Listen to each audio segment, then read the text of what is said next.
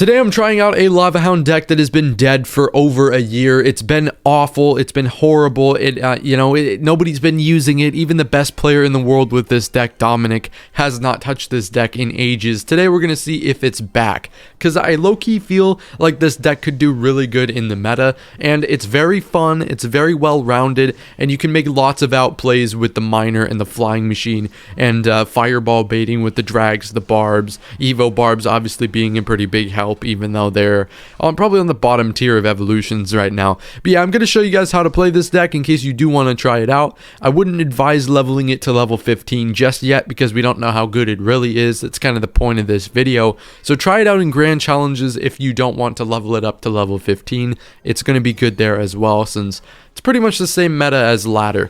But yeah, excuse me, I'm dealing with a bit of an allergy issue today, so excuse me if we're a little bit stuffy, but hopefully it won't affect the gameplay at all. That's the most important part. We're facing Recruit's Bridge Spam, which is one of the most annoying decks in all of Clash Royale. I mean, it's just like constant spam. So if we can get out of probably single elixir without being down too much, we'll be good. I think we'll be in a good spot. So we're going to go with the miner in the back. Always I go with the miner in the back here. He doesn't end up actually playing any. Oh my god. Bro, I was about to say he doesn't end up playing anything, and then he just does that. We have the king tower activated though, so we don't go over here and lose our tower. That would have been pretty detrimental. We might have even lost off of that. But yeah, I was not expecting him to do that. And the reason I went with the barbs like right below the mighty miner is because I think wall breakers do like 1200 damage. And at this point in the game, I would rather take like 2,000 damage on both towers than like 3,000 on one. Because it's kind of important that I have, I'm going into double elixir with some like leeway. I gotta have some leeway here. So we can usually just use barbarians in the middle. And this is actually such a beautiful play by us because we're going to be able to take out the barbarians. No, we're using the barbarians to take out the wall breakers and the mighty miner. I'm sorry. We're going to get run into a wall here with this recruits, and we're not really gonna get past it. So we're gonna have to rely on this lava chip, although he does give me really nice arrows value. That's the problem with this deck. The offense isn't amazing. You're gonna have to, oh, that's a big recruits charge. You're gonna have to be careful timing your pushes so you don't go like push into brick walls like a bunch of recruits.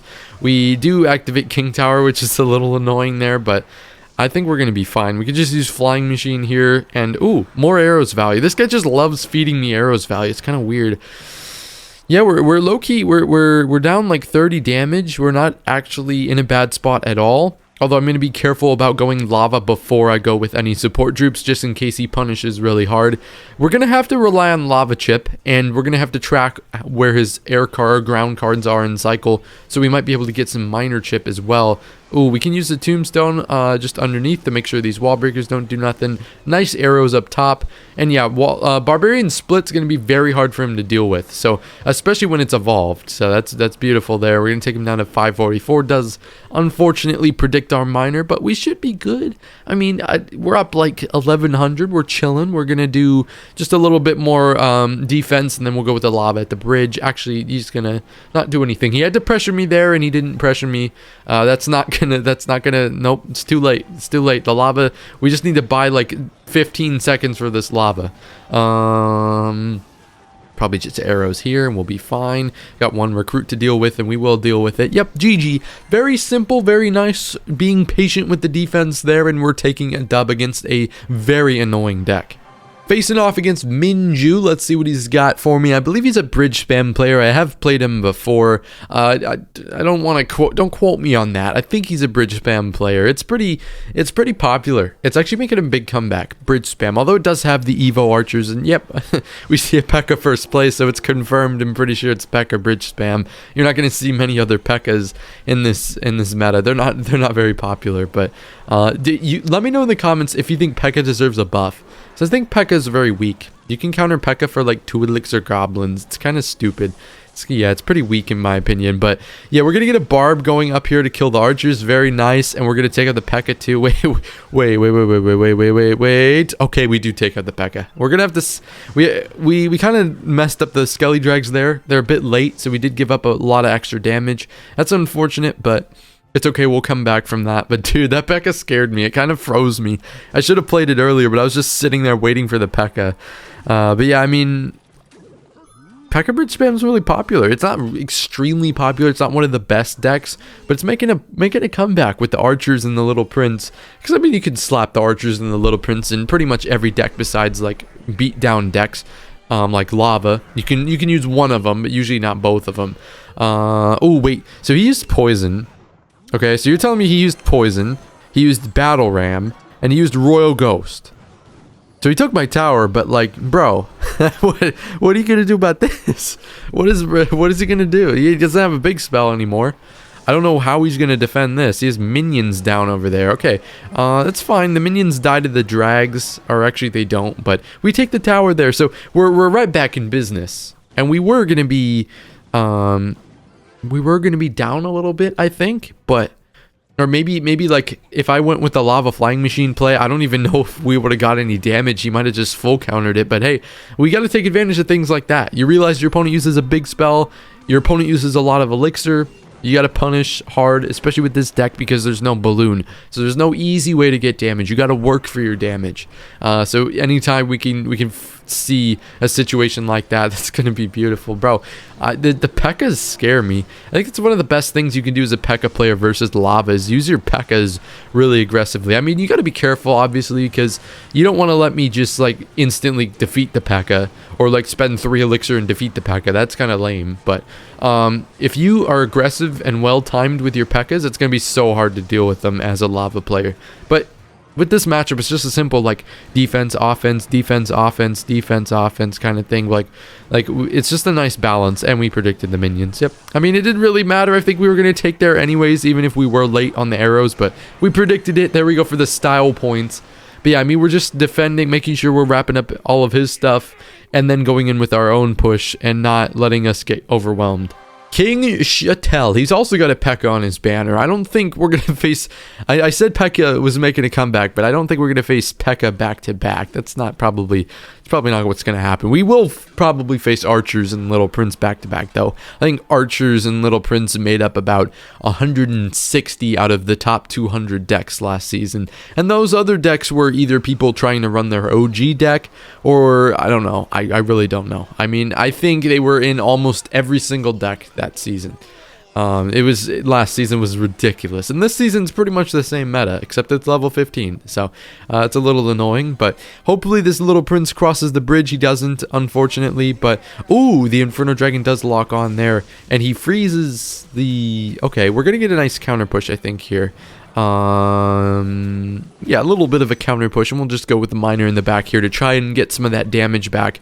Wasn't great, to be honest. Like, it wasn't the end of the world, but because we get all of our damage back, and actually, well, I mean, okay, we're up a little bit, but we forced out NATO, we forced out archers. That's good, that's good. I like where we're at right now. Obviously, really aggressive early on with the miner plus the flying machine, and well, I wasn't honestly that aggressive.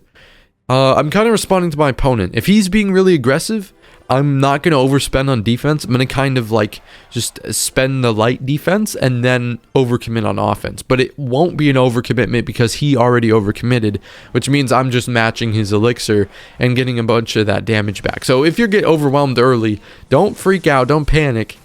Just play time, play slowly, and just use like your counter push on defense to try and wrap up troops. And that's why I also recommend trying to use try and avoid spells on defense if you can use a troop. I'd rather you use a troop instead of something like a miner or tombstone or arrows, so that you can... Okay, Pekka, we're gonna do the same thing we did last match too, but like, we don't want our opponent to well, we just want a good counter push. Like, if you know what I'm saying, we would rather defend something with drags than we would with arrows if we can, because that will allow me to either go with miner in front of the Skelly drags. It just makes my opponent's life harder. So that's the goal, obviously. And we were able to overcommit, or find him overcommitting once again, because he went with the Pekka in the back. And it was kind of like a random Pekka. And we've realized he doesn't have good counters to the barbs so far. He's a little prince, but he wouldn't be able to afford that. I don't even know if it was in cycle, to be honest. So that's kind of what happened there. We saw Pekka in the back and we just capitalized on it. And just 10 seconds left to defense here. So it's pretty simple. We want to just be as aggressive as we can. It's kind of like passive aggressivism.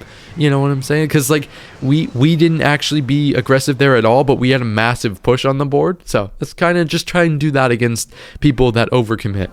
We are facing Oxalate. Oh my goodness. This is, I wonder if he's probably streaming right now. I'm recording about the time I usually stream. Plug my Twitch, plug my TikTok, plug the YouTube. Well, we're streaming on YouTube too as well now.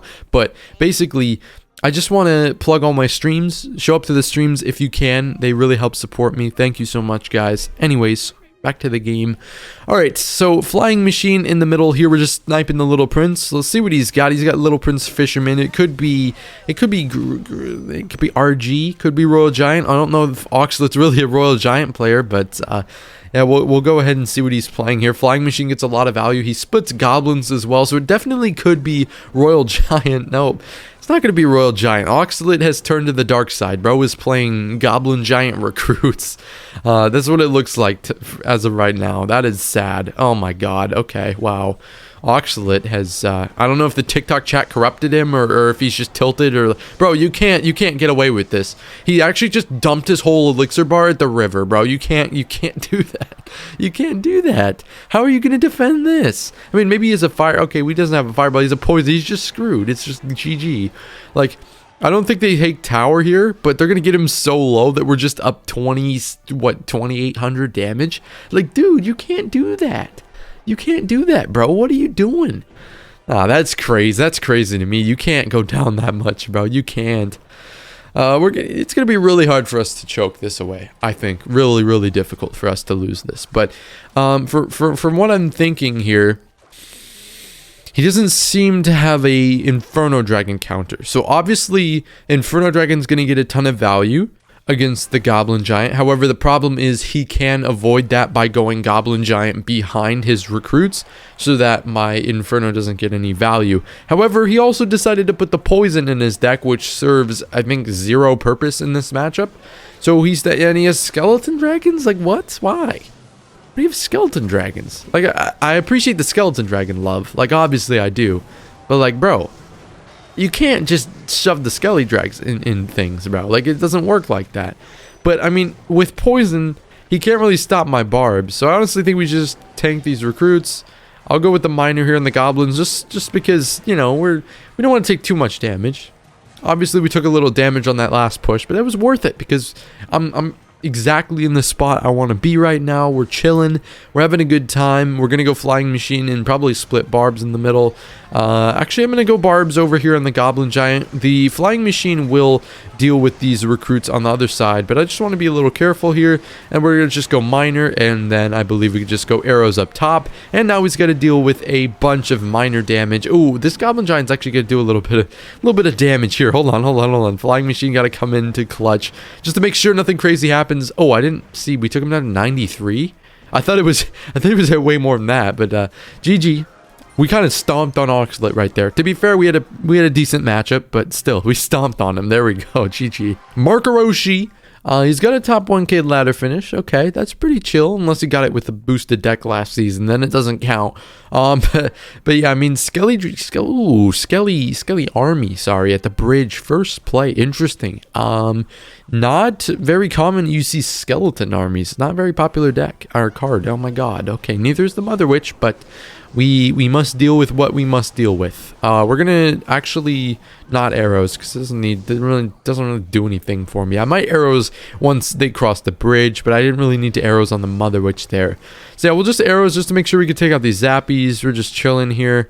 No interactions change with the underleveled zappies there.